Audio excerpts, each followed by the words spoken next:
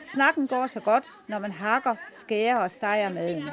Det ser legende let ud, men i virkeligheden er det et kæmpe projekt, hvor der arbejdes på tværs af uddannelser, sektorer, kommune og familier i Hjørring Vestby. Vi prøver at motivere børnene til at prøve at smage nogle andre ting. Måske lidt flere frugt og grøntsager indover, lidt mindre fedt. Og så også snakke med dem om undervejs, hvorfor det lige er så godt med en gulerod i stedet for en kindersnit for eksempel. Madklubben, som vi ser her, er en del af Sundt Samspil i Hjørring Vestby.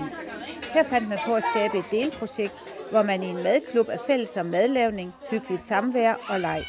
Så hele tiden det her med at få det sunde ind over, men også fællesskabet og hyggen omkring det, og forældrene kan sidde og snakke og sådan noget. Så jeg synes, det er et rigtig godt projekt. I den særlige madklub er det børnene, der tilbereder maden, sammen med 16 studerende fra UCN i Hjørring. Børnene har tilberedt meget forskellig mad og spist det meste. Forældrene i de 10 deltagende familier har nyt en slags friaften, og børnene har haft det dejligt. Ej, det var ikke godt.